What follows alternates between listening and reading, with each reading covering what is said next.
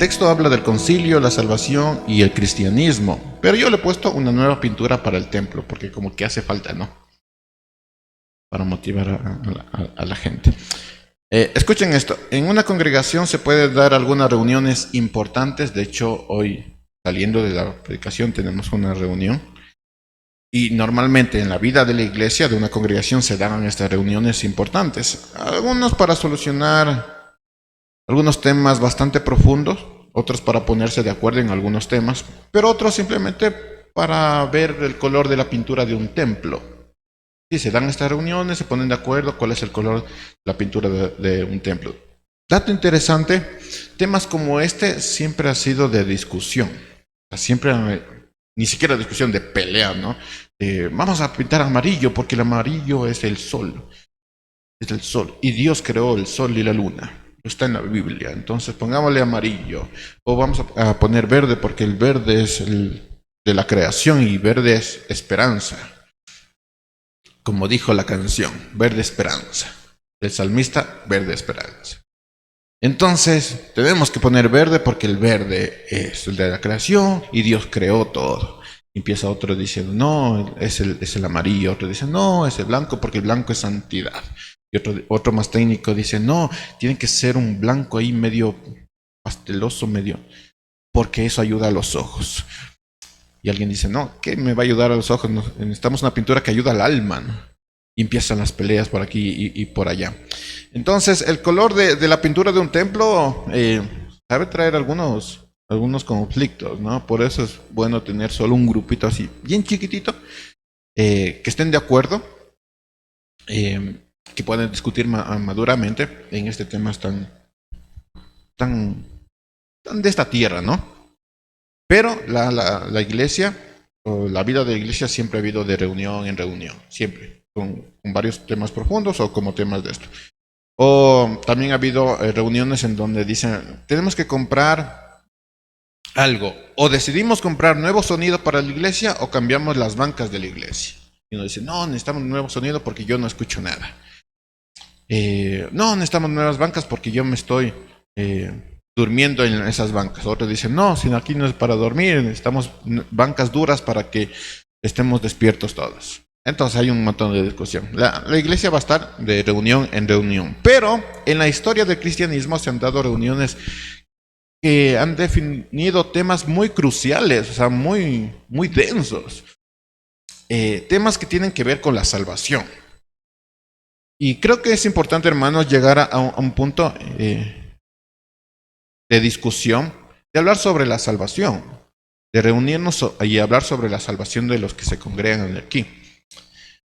En la antigüedad, en la primera iglesia se reunía para hablar de estos temas de la salvación, de qué es el cristianismo, cómo definimos el cristianismo, temas que tienen que ver incluso con definir el título de yo soy cristiano, se daba en esa época.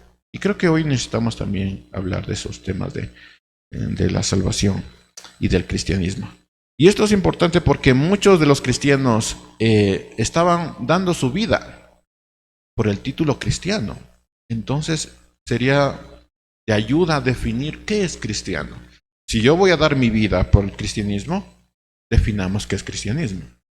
Si voy a dar mi vida por predicar la salvación, pues definamos qué es salvación, de dónde viene, cuál es mi lugar en este tema, cuál es mi trabajo en este tema. Entonces es bueno definir todas estas cosas porque ellos estaban dando la vida y nosotros la estamos viviendo. Pero es bueno definir todas estas cosas. Entonces, ¿qué es un cristiano? ¿Qué es el cristianismo? Si le preguntamos a otras congregaciones, las otras congregaciones van a salir con diferentes respuestas. Y es posible que todas esas respuestas sean verdad, pero también es posible que sean diferentes. Ay, me veo más negrito. Me veo más negrito. Entonces, de hecho, si le preguntamos a cada uno de ustedes qué es el cristianismo, qué es ser cristiano, posiblemente ustedes tengan diferentes respuestas. Y es posible que sean verdades, pero son diferentes respuestas. Sin embargo, es posible que también nos encontremos de que todas las respuestas que nosotros demos estén equivocadas. Porque cada uno puede manejar un contexto, maneja una historia, maneja un pensamiento y también maneja posturas. Entonces, si te pregunto a ti qué es el cristianismo, qué es ser cristiano, posiblemente me des una respuesta diferente a la mía. Que puede ser verdad, pero también puede ser mentira. Por todos estos temas, ¿no? Del contexto, historia, pensamiento, lo que tú has leído, o lo que tú acabas de leer en la Biblia esta mañana, porque te levantaste a las 4 de la mañana a tener tu devocional. Y están todos sangrados porque hicieron daño en sus... Entonces, cada quien va a tener su respuesta. Y esto fue exactamente lo que estaba pasando en el capítulo 15, o lo que nos va a contar el capítulo 15, que había este problema. Voy a empezar con 2 versículos para ir introduciendo. Dice el versículo 1, capítulo 15. De Judea llegaron algunos que enseñaban a los hermanos que si no se circuncidaban según el rito de Moisés, no podrían ser salvos. Como Pablo y Bernabé tuvieron una fuerte discusión con ellas, se acordó que los dos y algunos otros fueran a Jerusalén para tratar esta cuestión con los apóstoles y con los ancianos. Ahora, pónganme atención lo que voy a decir. ¿Qué es un cristiano? ¿Qué significa el cristianismo? Son preguntas que las podemos hacer pensando en otra persona. ¿Te has puesto a pensar? Si yo te preguntara, ¿qué es cristiano? ¿Qué es el cristianismo? Tú inmediatamente vas a pensar en otra persona. Es decir, lo que la otra persona no es y tú haces, esto es cristianismo. Piénsalo.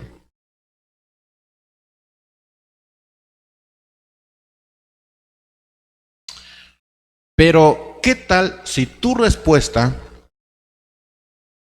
no se identifica a mi respuesta? Vamos a tener un problema. Ahora, no estoy diciendo que usted no es cristiano, pero sí quiero que entienda el problema del capítulo 15.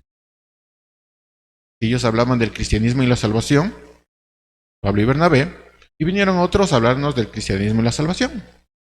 Entonces le pregunto, ok, ¿qué es cristianismo? ¿Qué es salvación? Y ellos daban una respuesta y Pablo y Bernabé daban otra respuesta. Entonces aquí hubo un problema y les enviaron a Jerusalén para tener este concilio, ¿no? Con los apóstoles y con los ancianos. Ahora, escuche esto también.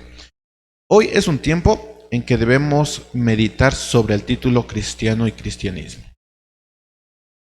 Y también tenemos que meditar sobre el tema de la salvación.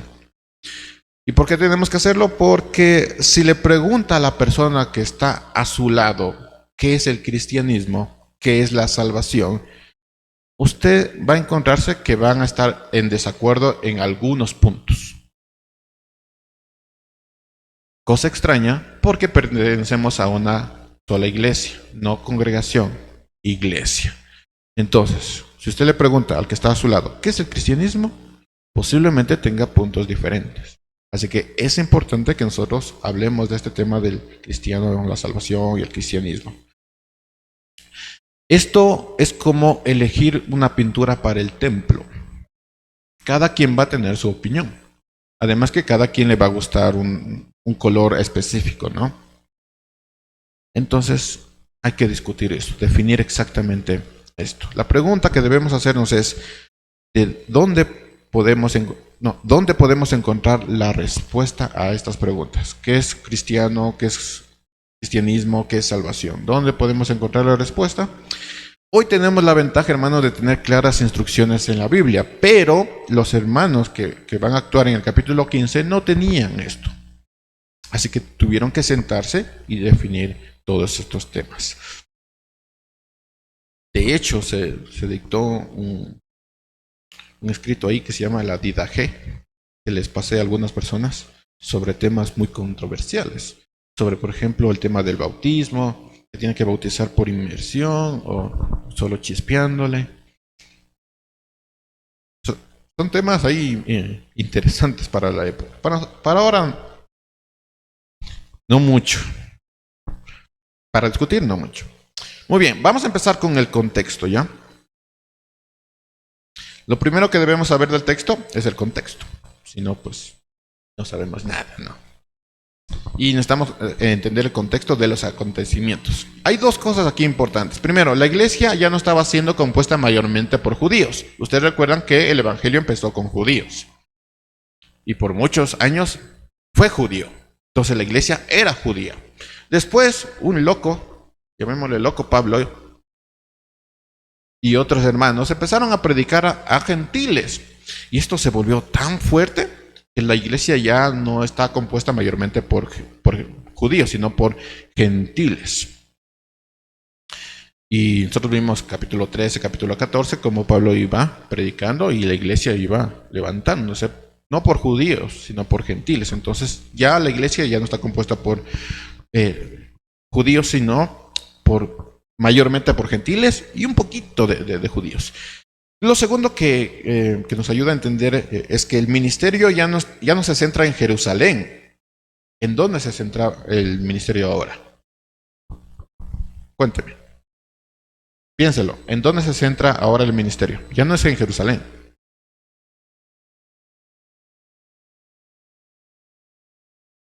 En Antioquía. Ahí se centra.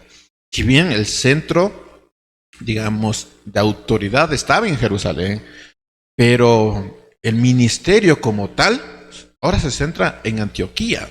¿Dónde está Pablo y Bernabé?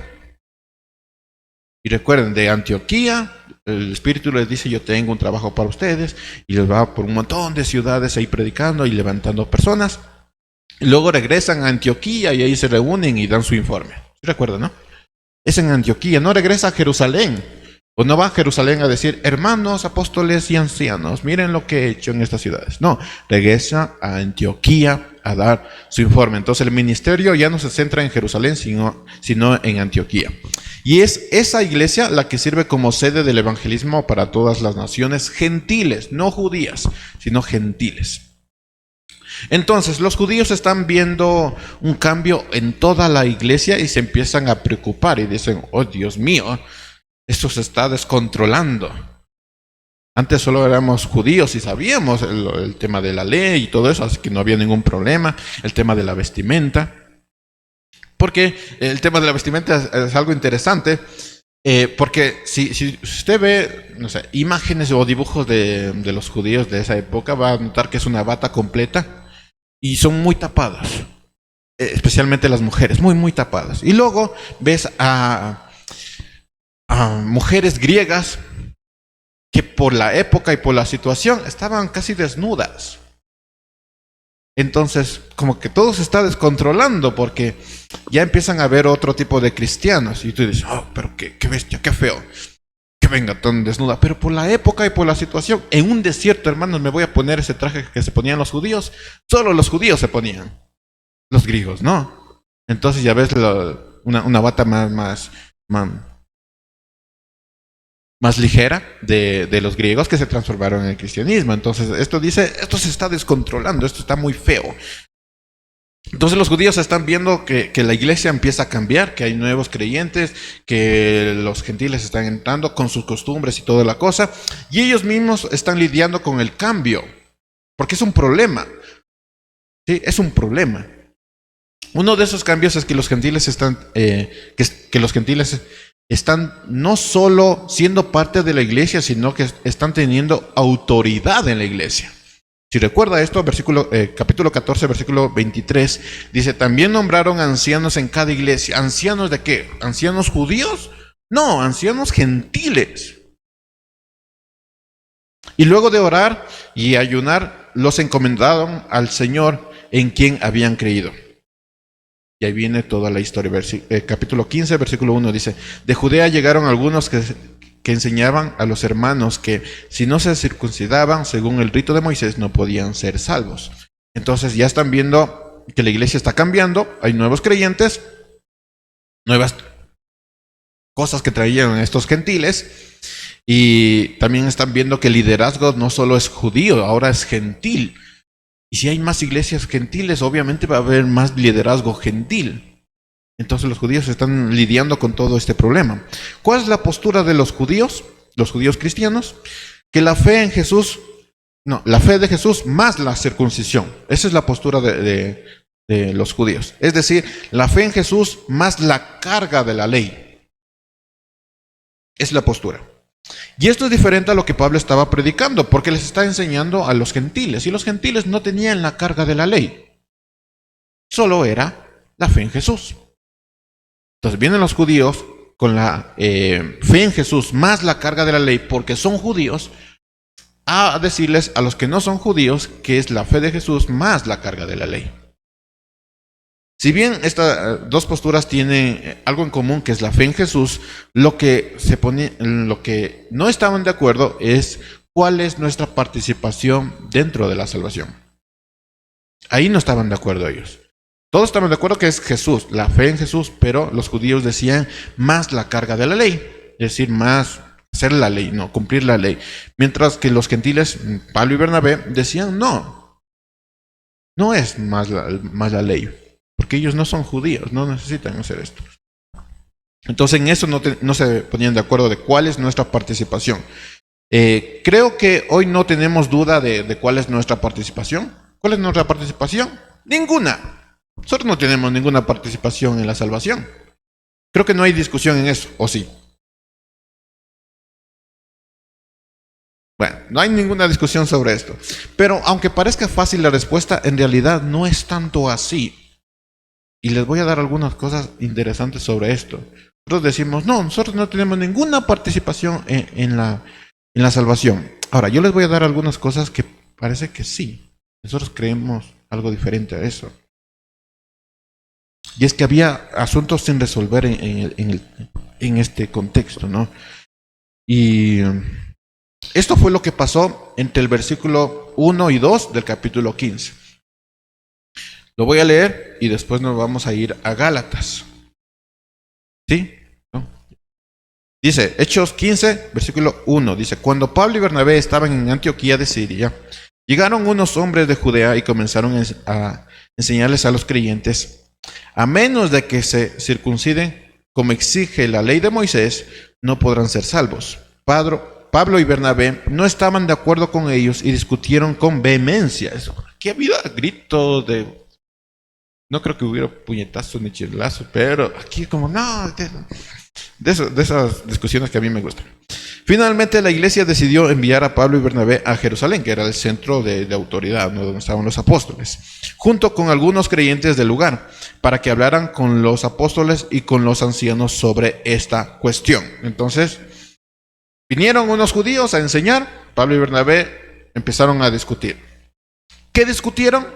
¿O qué pasó en esa discusión? Vámonos a Gálatas, ¿ya?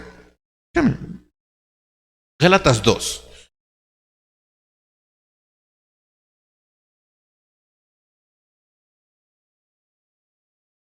¿Ya? Gálatas 2. Busque rápido, porque esto me emociona la discusión. El pleito. Gálatas 2, versículo 11. ¿Lo tiene? Esto es importante. ¿Lo tiene? ¿Lo tiene? Ya. Gálatas 2, versículo 11 dice, pero cuando Pablo vino a Antioquía, me enfrenté a él cara a cara, porque lo que hacía era reprochable. Pues antes de que viniera algunos de parte de Jacobo, ahí dice Pablo, no. Cuando Pedro vino a Antioquía, eso, no Pablo. Cuando Pedro vino a Antioquía, me enfrenté a él cara a cara. ¿Quién está diciendo esto? Pablo. Pablo se está enfrentando ¿con quién? Con Pedro. ¿Quién se enfrenta con Pedro, hermanos? Es como si nosotros fuéramos parte de un grupo de iglesias y hubiera una que tuviera como la autoridad suprema. Y viene un pastor así chiquitito, que era Pablo, ¿no? A enfrentarse cara a cara con el mayor, con Pedro, hermanos, con el que negó a Jesús. Nadie ha tenido ese derecho, hermanos. Solo Pedro negó a Jesús. Bueno, también. Pero lo negó cara a cara, imagínense. Entonces, cuando Pedro vino a Antioquía, me enfrenté a él cara a cara porque lo que hacía era reprochable. Pues antes de que vinieran algunos de parte de Jacobo, que era Jacobo el que estaba liderando la iglesia en Jerusalén, el anciano Jacobo, comía con los no judíos, pero después que vinieron se retraía y se apartaba, porque tenía miedo de los judíos. O sea, estaba bien, Pedrito. Y después vinieron los judíos de parte del anciano Jacobo y dijo, uy, me van a ver. Y empezó a apartarse. Versículo 14, versículo 13. Y en su simulación participaban también los otros judíos. De modo que hasta, miren, escuchen esto, hasta Bernabé fue arrastrado también por la hipocresía de ellos. Caramba, Bernabé. Versículo 14. Pero cuando vi que no andaban rectamente y conforme a la verdad del Evangelio, dije a Pedro, delante de todos, cállate la boca. ¿Cómo le vas a gritar a Pedro delante de todos? Si tú, que eres judío, no vives como los judíos, sino como los no judíos, ¿por qué obligas a los no judíos a hacerse judíos? Versículo 15. Nosotros somos judíos de nacimiento y no pecadores salidos de los no judíos. Sabemos que el hombre no es justificado por las obras de la ley, sino por la fe de Jesucristo. Y también hemos creído en Jesucristo para ser justificados por la fe de Cristo y no por las obras de la ley, ya que por las obras de la ley nadie será justificado. Entonces Pablo le está diciendo a Pedro, oye, tú creo que ya tenías que haber entendido esto. Yo ya creía que tú ya habías entendido esto, que siendo judíos no logramos cumplir la ley. Y que para ser salvos no era por la ley, sino solamente por Jesucristo. Creo que ya tenías que haberlo entendido. Y lo está diciendo en la cara. Dice, discutí con Pedro cara a cara y vehementes. Fuerte estuvo la discusión. Así que Pedro fue a Antioquía. Pedro comió con los gentiles. Dijo, ¡ay, qué bonita iglesia! Voy a revisar las iglesias, me voy a Antioquía. Y ves a todos los gentiles comiendo en la participación del pan, en la doctrina de los apóstoles, en la oración, en la lectura de las escrituras, Antiguo Testamento, no Nuevo. Entonces Pedro dice, ¡ay, qué bonita iglesia! Voy a comer con todos. Y se sentaba con los gentiles. Y usted recuerda lo fuerte que era esto de sentarse con los gentiles. Sí recuerda, ¿no? Lo duro esto. Pero Pedro ya había pasado todo esto. Dice, ¡ay, qué bonita iglesia! Me voy a sentar. Pero cuando otros judíos vinieron a visitarlo, no solo Pedro, sino también Bernabé fingían comportarse como judíos. Es como, estás comiendo todo bonito, compartiendo con el pan, compartiendo la cuchara, que eso era horrible o mal visto por otros judíos, de compartir la misma cuchara o los mismos utensilios. No creo que había cucharas, pero ya los mismos platos ahí. Y después vas entrando a unos judíos así, todo bonitos, todo recatados, y tú compartiendo con las hermanas con traje ligero. Tienen que imaginarse, con los judíos ahí todo. No, con los griegos ahí todo. Y ves entrando a los hermanos de la iglesia y ver así como bien vestidos. Y le ves a Pedro levantarse y decir, esto no es conmigo, es lo que estaba pasando. Así que no solo Pedro, sino también Bernabé empezaron a fingir su comportamiento de, yo soy judío de los judíos. Dice Gálatas 2:14, pero cuando vi que no andaban rectamente conforme a la verdad del Evangelio, dije a Pedro delante de todos, ahí cuando se levantó y dijo, yo soy judío, delante de todos le dije, si tú que eres judío no vives como los no judíos, no vives como los no judíos, sino como... No vives como los judíos, sino como los no judíos. ¿Por qué obligas a los no judíos a hacerse judíos? Así que Pedro no quería manchar su reputación judía. Con los gentiles estaba muy bonito porque digo, ¿quién me va a acusar? Si estoy compartiendo con la iglesia. Pero ya vinieron otros hermanos bien vestiditos y dijo, no, yo no mancho mi reputación porque soy Pedro, la roca.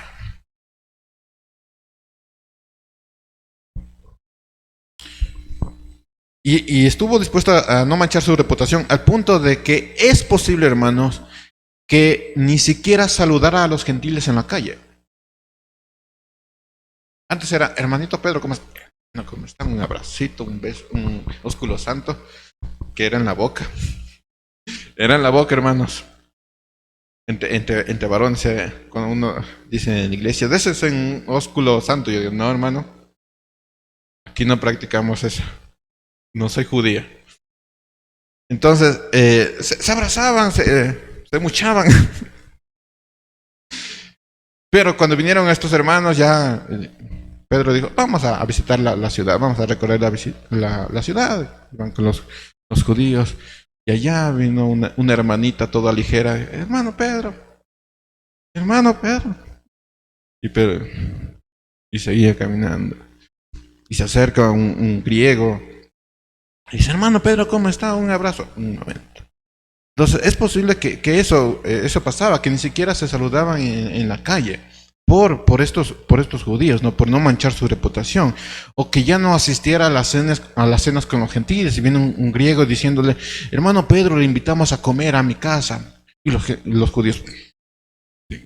Y Pedro dijo, no, hermano, es que esto de aquí, ¿no? Entonces ya no aceptaba asistir a las cenas donde se daba la doctrina. Es decir, no solo es comer, sino ahí se conversaba. Entonces Pedro ya no quería conversar con ellos, ni enseñarles, ni platicar con ellos. Y en las reuniones, cuando se reunía toda la iglesia, las reuniones, los gentiles ocupaban un distinto lugar a los judíos. Ya no era esa iglesia donde todos estaban reunidos, donde todos conversaban, donde todos decían, pásame el pollo, y uno decía, toma tu pollo. Y todos conversaban y todo estaba bonito y hacían chistes sobre Pedro cuando lo negó. Y dije, ¿qué Pedro cómo va a negar? Ya no era tan bonito así, sino que ya era los gentiles aquí, los judíos acá. Todo feo, ¿no? Así que la iglesia estaba dividida porque los cristianos de primera clase no querían juntarse con los cristianos de segunda clase. Tenso, ¿no? ¿O no? Dice Gálatas 2:13, y en su simulación participaban también los otros judíos. Había los cristianos de primera clase, los judíos, y los cristianos de segunda clase. De modo que hasta Bernabé fue arrastrado también por hipocresía de ellos. Más que un desacuerdo, Pablo dice que esto es un asunto de doctrina, o sea, es un asunto importante. Más que juntarse y compartir el pan, esto era un asunto importante que afectaba al concepto de salvación. Porque estos judíos decían, es Jesús más la ley. Y Pablo había predicado que no es así. Incluso Pedro había predicado que no es así. Entonces, esto es un asunto bastante profundo e importante. Esto no es así, sino más de un tema de ropa, que también se topó ahí. Era importante todo esto. Versículo 14, Gálatas 2, dice, pero cuando vi que no andaban rectamente conforme a la verdad del Evangelio, dije a Pedro delante de todos, si tú que eres judío no vives como los judíos, sino como los no judíos, ¿por qué obligas a los no judíos a hacerse judíos? Versículo 16 dice, sabemos que el hombre no es justificado por las obras de la ley, sino por la fe de Jesucristo, y también hemos creído en Jesucristo, para ser justificados por la fe de Jesucristo y no por las obras de la ley, ya que por las obras de la ley nadie será justificado. Lindo, ¿no? Pero esto es el dilema, ese es el problema. De paso, hermanos, Pedro, para darles spoilers, Pedro reconoció su error, y en Hechos 15 es el que toma la palabra en esta cuestión, a favor de que la salvación solamente es por fe en Jesús. O sea, él reconoce su error, él dice, sí, estuve equivocado y posiblemente fue ahí. El problema fue el de los otros judíos. Pedro reconoce su error y es el primero en defender la salvación solamente por la fe en Jesucristo. Dicho esto, hermanos, vamos a la casa. No, es que está bonita la discusión. Yo estuve contentísimo. Entonces, vamos a la discusión.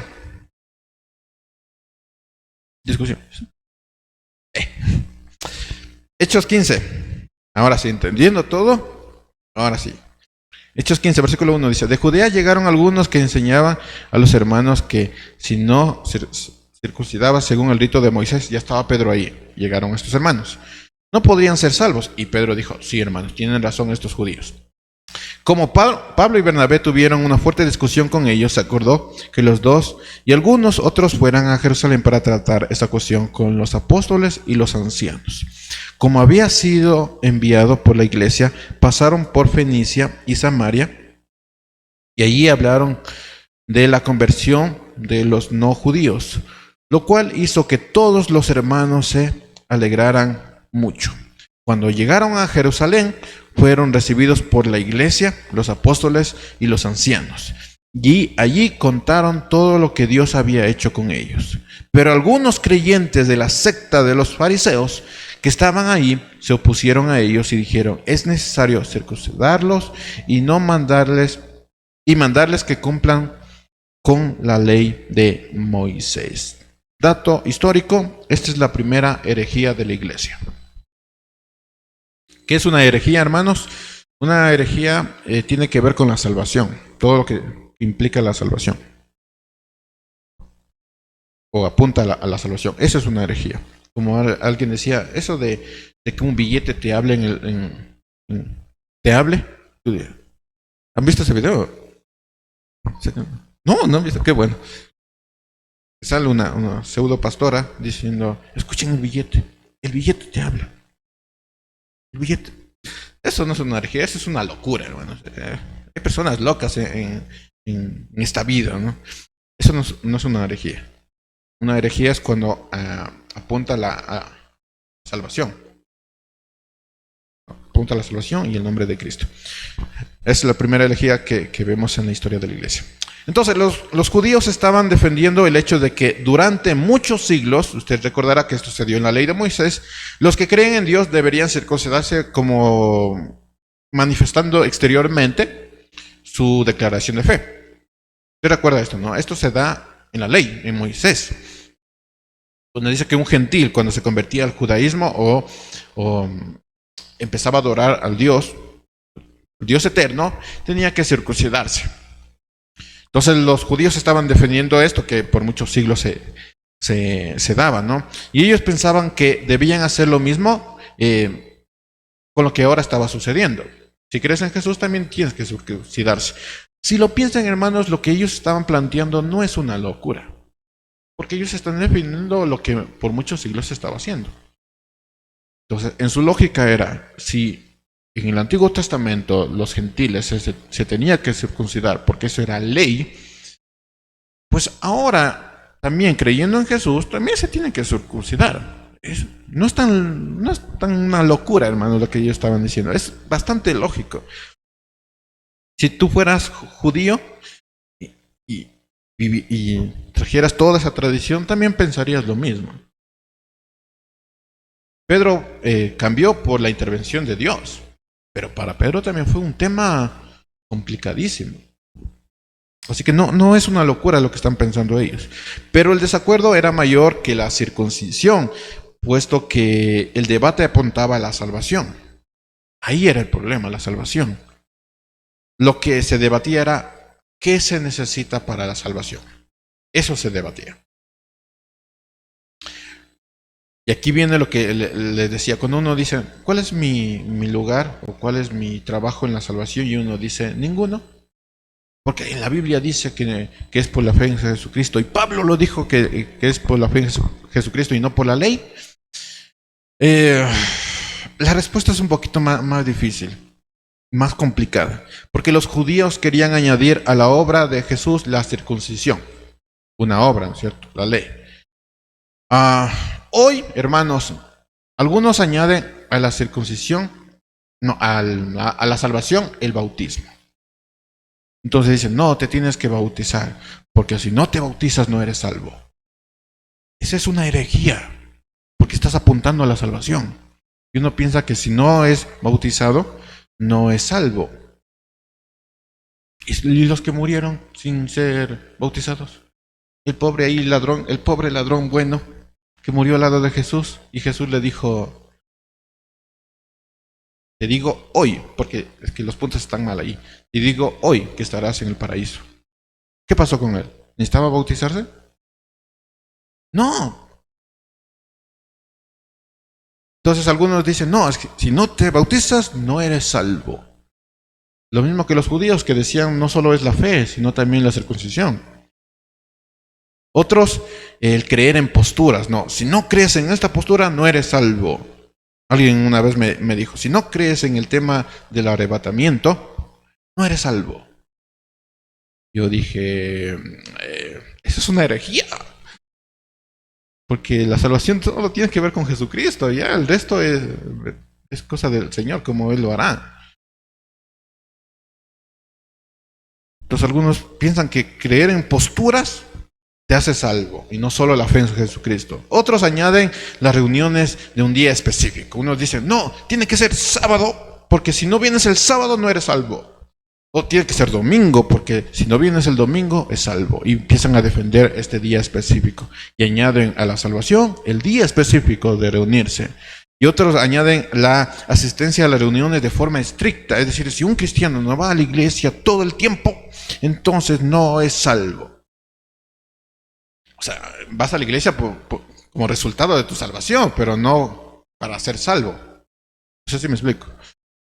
Entonces algunos dicen, no, esa hermanita que va de vez en cuando no es salva.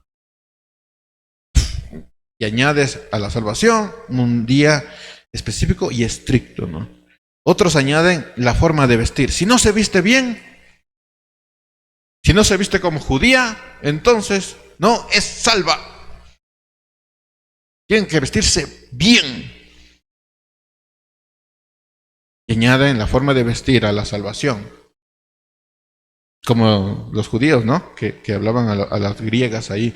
¿Qué era su tradición? Hermanas, en calor. Decía un pastor allí en la costa.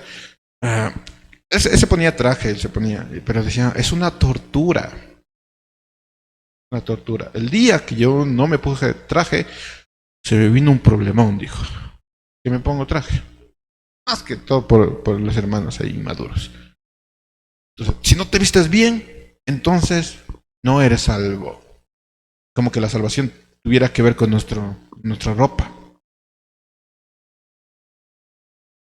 La forma de vestir es resultado de la salvación y el cuidado de los demás, pero no tiene que ver que por vestirme de una manera yo voy a ser salvo. Otros, la forma de hablar. Tienen que hablar correctamente. No puedes hablar como los quiteños. Los quiteños hablan bonito, a mí me gusta. Otros, lo que ven en la televisión. Si tú ves eso, te vas al infierno. O los que escuchan, lo que escuchan en la radio o su celular o dispositivo de audio, dicen, si tú estás escuchando esa música, te vas al infierno. Y añades a la salvación, la televisión y la música. Entonces, cuando yo les decía que la respuesta no es tan sencilla, hermanos, es porque nosotros tenemos ese problema. Y es entonces que las respuestas de la pregunta sobre el cristianismo y la salvación pueden tener más, más respuestas. No es solo una respuesta, son más respuestas. Si yo te preguntara, ¿qué es el cristianismo? Tal vez alguien puede decir, no, el cristiano se viste correctamente, habla correctamente, se comporta correctamente, no se reúne con los gentiles, con los del mundo, no habla con ellos, no les saluda, va así. El vecino come, ese vecino borracho. Ese es un cristiano, el que va todos los días a la iglesia, el que ora, pero no ora, es para otro tema. Ese es un cristiano, ¿no? El que habla y se comporta. Ese es un cristiano. Otro puede decir, no, el que lee la Biblia, el que lee todo, el que viene los domingos ayunando. Ese es un cristiano. Entonces estás añadiendo a la salvación más cosas y más cosas y más cosas. Por eso tenemos varias respuestas en cuanto a la salvación. La defensa. ¿Cuánto tiempo tengo? La defensa. Versículo 6.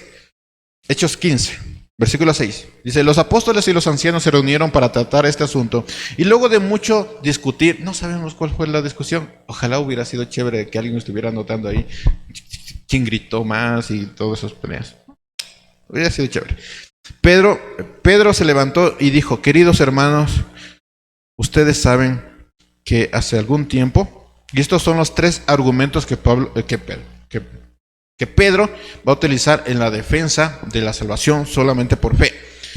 Primero, versículo 7 dice, Dios determinó que yo mismo declarara a los no judíos el mensaje del evangelio para que creyeran. ¿Cuál es su defensa? Que Dios es quien determinó que se les predique. No Pedro, es Dios que dijo, predícales, enséñales.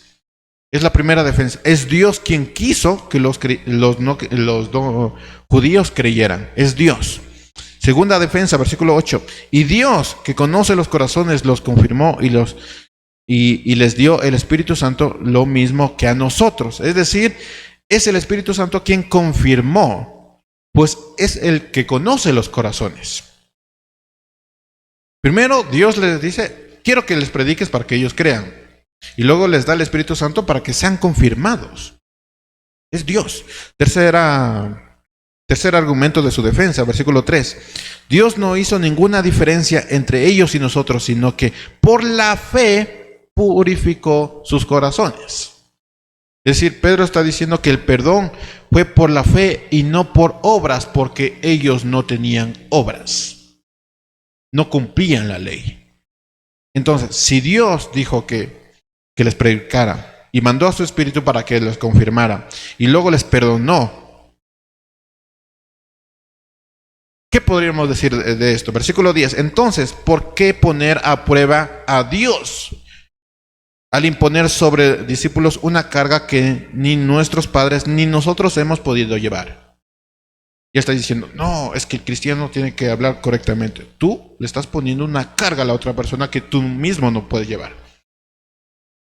No, que el cristiano tiene que vestirse de una manera. De ahí salió hay que verse videos, hermanos. Ahí salió un par de mozalbetes que decían que estaban trabajando en construcción, así mezclando la mezcla de vestidos de traje. Y ellos decían, es que así se tiene que vestir el cristiano. ¿Cómo vas a trabajar vestido de traje en construcción?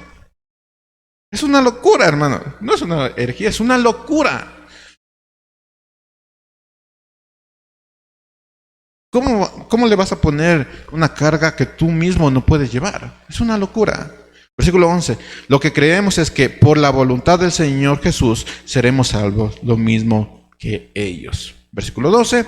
Al oír que Bernabé y Pablo contaban las grandes señales y maravillas que Dios había realizado por medio de ellos entre los no judíos, toda la multitud guardó silencio. Entonces, cuando Pablo y Bernabé contaron estas increíbles cosas que hizo el Señor, abrió puertas de la fe, dice, se escuchó un silencio, hermanos, y es que, ¿qué se puede decir frente a las evidencias de Dios? ¿Qué se puede decir? Nada. Guardar silencio y ya.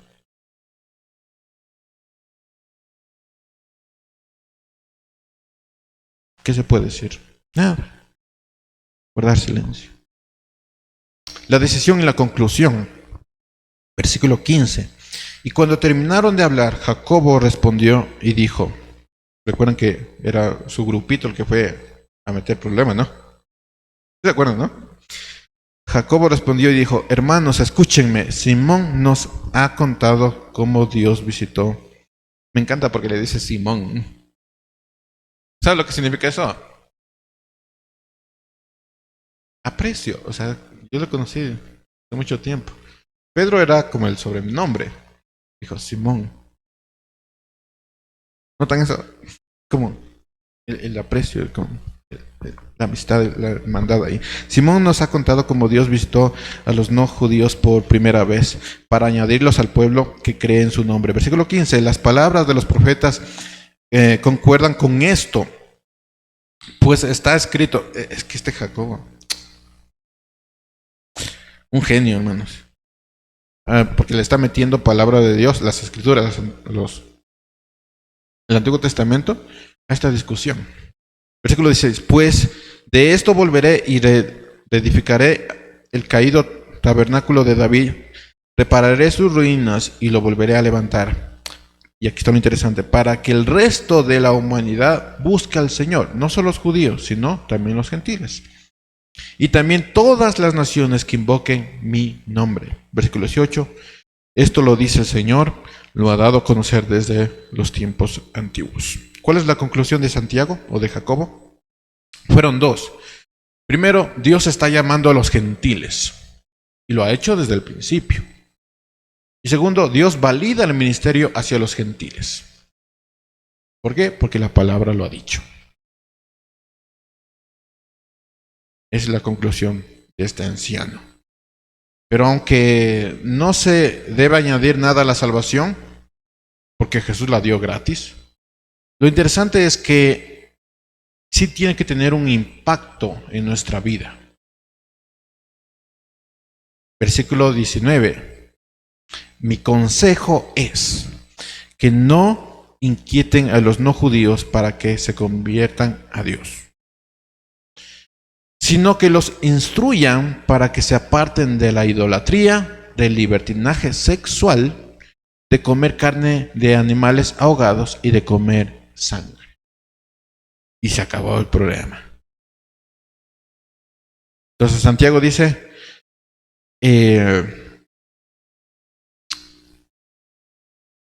lo dice después, y esto ni siquiera es nuevo, porque cada domingo, cada sábado, ustedes lo escuchan. Versículo 21, a Moisés no le falta quien lo predique en las sinagogas, cada día de reposo en cada ciudad desde los tiempos antiguos. Entonces, ¿quién conoce a Moisés? Todo el mundo conoce a Moisés. Así que lo que le estoy diciendo de que no les pongan carga, de que se aparten de la idolatría, del libertinaje sexual, de comer carne de animales ahogados y de comer sangre, esto no es algo nuevo porque ya se ha estado predicando las leyes de Moisés. Esto no es nada nuevo. Conclusión. 3 conclusiones que quisiera compartir con ustedes sobre este problemón. Primero, no añadamos nada a la salvación. La salvación es por fe. Y ya. Si tú ves a una persona, digamos, comportaste de diferente manera, ¿qué dice Santiago? No le inquietes. Sácate. Sí. Es tu problema, no. Más bien instrúyele. ¿Sí?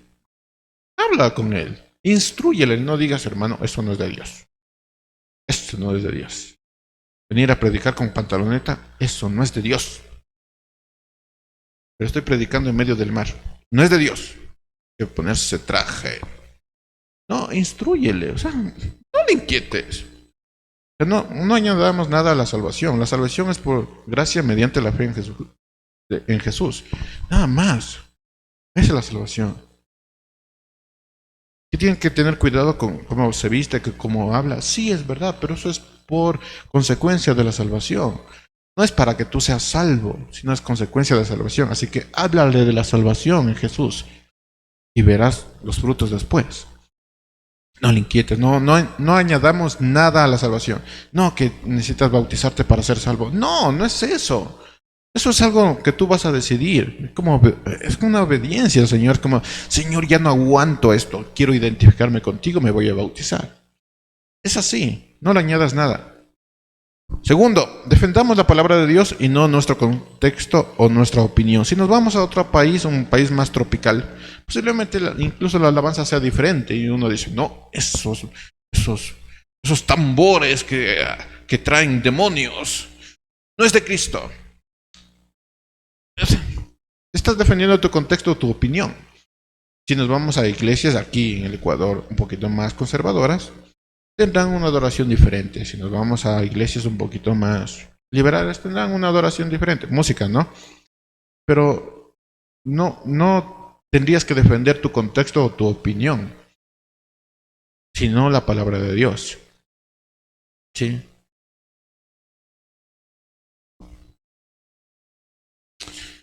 Y es así cuando Dios va a validar tus mismas palabras. Cuando tú defiendes la palabra de Dios, Dios valida tus mismas palabras. Es que esto dice la Escritura, ¿no? Porque el hombre se tiene que vestir como hombre y la mujer como mujer. Entonces la mujer no puede ponerse falda. Aunque cuando se dijo, todos utilizaban falda. ¿No? Cuando se dijo, todos tenían que utilizar falda. Los hombres y mujeres. Entonces, pongámonos todos falda, hermanos. Porque es lo que dice la Escritura. Pero sí tienes que tener un cuidado de eso.